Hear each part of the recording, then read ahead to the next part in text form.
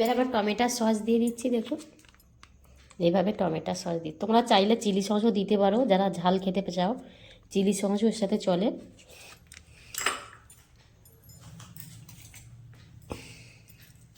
দেখুন কত সুন্দর হয়েছে।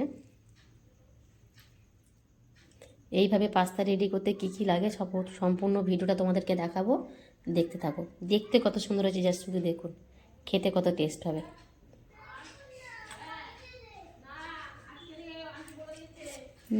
খুব ভালো হয়েছে।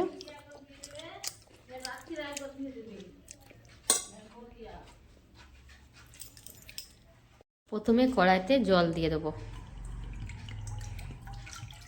ঠিক 2 থেকে 3 বাটি জল দিয়ে দিচ্ছি।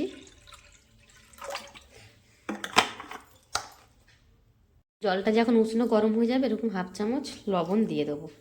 লবণটা দিয়ে লবণটা ঠিক এরকম করে ঘেঁটে দেবো, তো লবণটা গলে যায়। বাজার থেকে মেরুন ধরনের পাস্তা কিনে নিয়েছিলাম। এখানে 3 রকমের ডিজাইন আছে, একটা হচ্ছে এই ডিজাইন, আর একটা হচ্ছে ঝিনুক, আর একটা হচ্ছে পাইপে। 3-4 রকমের ডিজাইন আছে। আমি এখানে জলটা ফুটে গেছে, এখানে দিয়ে দিই। এতটা হবে না, আমাকে আটটু লাগবে। দুজনের টিফিনের মতন পাস্তা আমি নিয়ে নিলাম। দিয়ে একটা একদম উল্টে পেল্টে এরকম করে দেবো। এটা আবার টকবক করে ফুটতে থাকবে, আর এরকম আস্তে আস্তে করে নেড়ে দিতে হবে, নাহলে এটাকে তলায় বসে যাবে। দেখছেন এক এক করে বড় হয়ে যাচ্ছে। এটা বাজার থেকে কেনা, 60 টাকা কেজি। আমি 1/2 কেজি এনেছিলাম।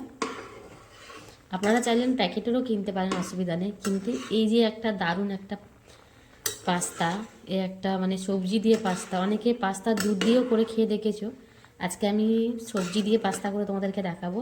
এটা খুব খেতে ভালো হয়, আর যাদের ঘরে বাচ্চা আছে তারা তো অবশ্যই এটা টিফিনে ব্যবহার করতে পারবে। আর যারা যদি মনে হয় সকালে কিছু খেতে ইচ্ছে করছে না, এইভাবে একটা পাস্তা বানিয়ে খেয়ে দেখবেন, খুব ভালো হয়। দেখুন, দেখো গাইস কত বড় বড় হয়ে গেছে। আমি তো একটু ঠান্ডা জল দিয়ে দিয়েছি, ওই ভিডিওটা করতে পারিনি।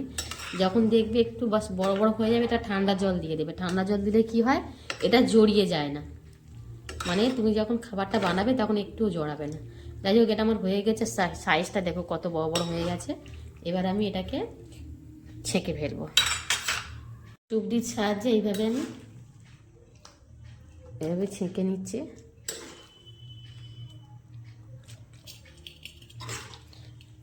এটাকে ঠান্ডা জল দিলে যেরকম ম্যাগি চাউমিনটা জড়ায় না, এটাও ঠিক সেম একই জিনিস। এইভাবে আমি সব এক এক করে ছেঁকে নিলাম।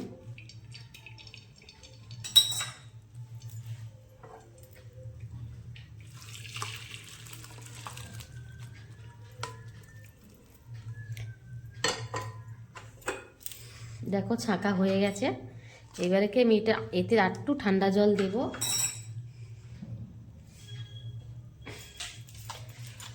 এইভাবে একটু ঠান্ডা জল দিয়ে দিচ্ছি। এটা একদম জড়াবে না, এটা নরমও ভালো হয়ে যাবে। আর এটা একদম একটু বেশি সিদ্ধ করে একটু ঠান্ডা জল দিয়ে দেবেন, দিলে তাতে কী হয়, এটা সিদ্ধও সুন্দর হবে, জড়াবেও না। 1 চামচ সাদা তেল দিয়ে দিলাম, দিয়ে কড়াটাকে এইভাবে ঘুরিয়ে নেব।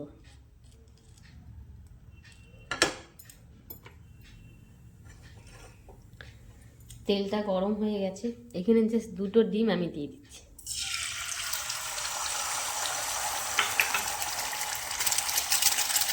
সামান্য একটু লবণ দিয়ে দিলাম। জাস্ট এটাকে এইভাবে খুব কড়াতে থাকবে, যাতে এটাকে ভেঙে যায়। জাস্ট 0 ডিম করে নেব। এটা ঠিক একটু নরম থাকবে, বেশি ভাজা হবে না, একটু নরম নরম থাকবে। এটা ভাজা হয়ে গেছে, কড়াটা গরম হয়ে গেছে। আবার আমি সাদা তেল দিয়ে দিচ্ছি।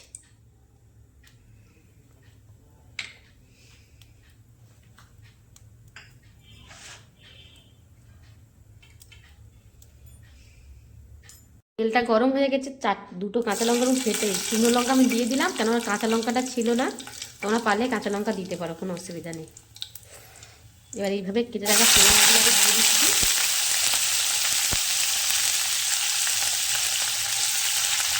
পেঁয়াজগুলো ঠিক এরকম সাইজে রেখো, এরকম সাইজের পেঁয়াজগুলো রেখো, এরকম আস্তে করে নাড়াচাড়া করতে থাকবে। এরকম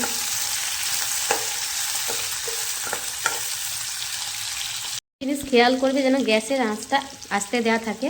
আর সবজিগুলো কিন্তু খুব ভাজা হবে না, সিদ্ধ হবে কিন্তু পুড়ে পুড়ে না যায়। এখানে আমি বিনস দিয়ে দিলাম, দুটো বিনস কেটে রেখে, দুটো তিনটে বিনস আমি দিয়ে দিলাম।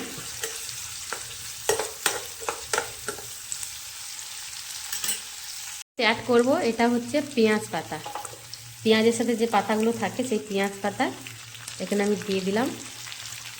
এটাও ধিমি আছে ভাজবো। আর সামান্য একটু লবণ দেব, সামান্য একটু লবণ দিয়ে আমি ভাজতে থাকবো, নাড়াচাড়া করতে থাকবো। সবসময় খেয়াল রাখবেন যাতে সবজিটা নাতে একদম ভাজা ভাজা না হয়ে যায়, যেন একটু দেখা দেখা ভাব থাকে। এখানে আপনারা চাইলে গাজরও দিতে পারেন, বাঁধাকপিও দেওয়া যায়, কিন্তু আমি তিনটেই উপকরণ দিলাম, বেশি দিলাম না।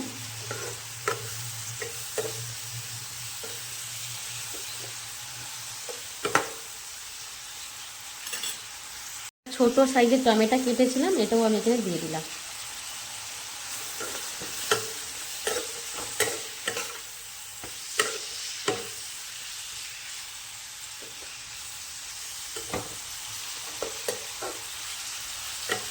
একটু ভাজা ভাজা হোক,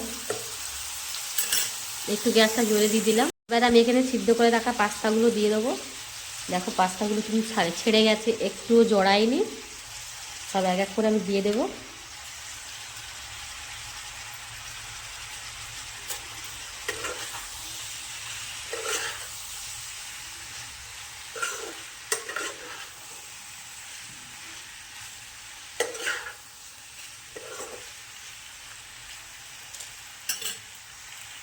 পাস্তাগুলো দিয়ে দিচ্ছি। পাস্তাগুলোর সাইজটা শুধু দেখুন কত বড় বড় হয়ে গেছে। ঠিক এইভাবে সিদ্ধ করে নেবেন। আর দেখুন আমি সব সবজি কিন্তু গলিয়ে ফেলিনি, সবজিগুলো এর মধ্যে আছে, দেখাও যাচ্ছে আর দেখতেও কত সুন্দর লাগছে দেখুন।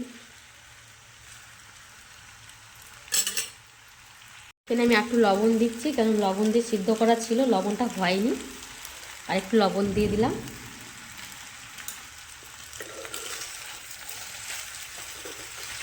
এরকম করে নাড়াচাড়া করবো। দেখুন আস্তে করে গ্যাসটা রেখেছি যাতে ধরে না যায়।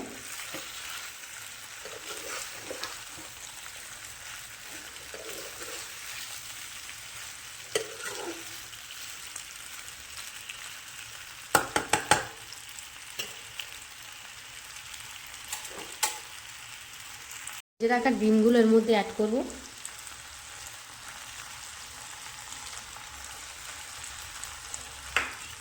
এরকম অ্যাড করে আস্তে আস্তে আস্তে আস্তে উল্টে দেবো, এরকম করে দেবো।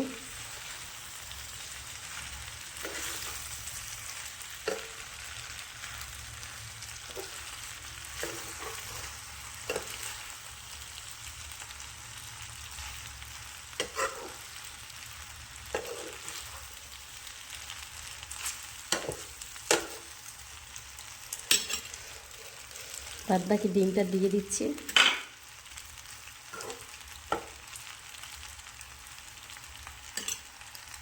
এখানে আমি একটু গোলমরিচ দিয়ে দিচ্ছি, এতটা মতন গোলমরিচ দিয়ে দিলাম।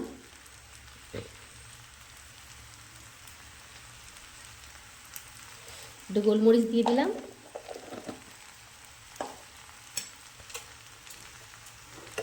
দিয়ে এটা নাড়াচাড়া করে, এইভাবে নাড়াচাড়া করে দিলাম।